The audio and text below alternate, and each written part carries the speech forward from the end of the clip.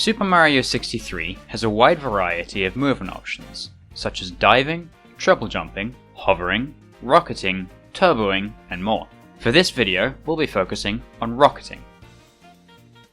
The Rocket Nozzle is the most useful flood nozzle in the game, possibly being the most important movement item in Mario's arsenal.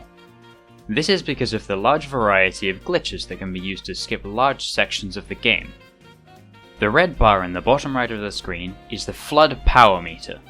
It depletes entirely upon rocketing and recharges gradually when you're in the air, or instantly when you're on the ground. Now, let's get into some of the glitches. Firstly, we have the air rocket. This is the simplest strat. By going through a one-way platform, Mario can temporarily land on the platform for a single frame, tricking the game into thinking that Mario has finished rocketing and is back on the floor, allowing Mario to rocket again. This is used in the Bowser 3 main hall, Tutorial 2, and Space. Next is the most important strat in the game, double rocket. By pressing pause on the same frame that Mario rockets, he will gain an extra rocket in mid-air. This works because of how flood power recharging works.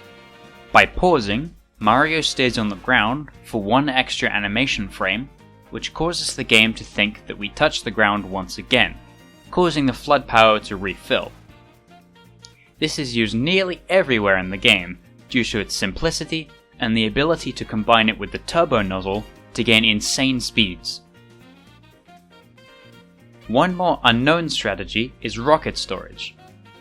The 15-frame timer for charging a rocket does not reset if the flood nozzle is switched during the charge. Instead, it carries over until the rocket nozzle is reselected, in which case the time will continue counting down from where it left off. This is used in the Bowser 3 outside section and Huge Room 2. The next strat is one of the harder ones, triple rocketing. This combines rocket storage and double rocket to perform 3 rockets in mid-air. This is done by first double rocketing, then, when using the second rocket, pausing and charging a rocket via pause buffering, which is holding P to unpause and pause the game immediately, progressing one animation frame. Then before the rocket is released, switching flood nozzle, then switching back to rocket nozzle to perform the stored rocket. This one is a bit more complex and is used far less than the others. Currently, it's only used on the outside section of Boo's Mansion in the No Major Skips category.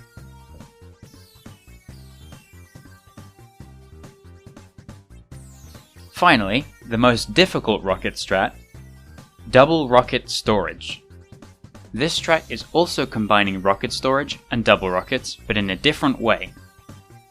To perform this, first store a rocket, then use the stored rocket to double rocket instead of charging a full rocket. This is the hardest trick because of its inconsistency. The rocket storage is not always the same, which needs quick thinking and reaction time to know when to optimally pause to double rocket. This strat is only used in the best theoretical time speedrun, which is the compilation of all the rooms in the game for each category, done in fastest possible time. It's used once in Huge Room 2 to optimally charge past the bullet bills and into the Sling Star skip. Even though that's it for rocket tech, that doesn't mean there are no variations.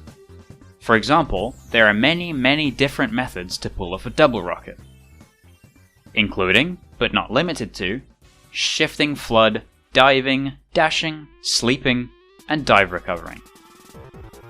None of these are actually used in runs, since they are one-frame tricks, making them very difficult to pull off. Thanks for watching.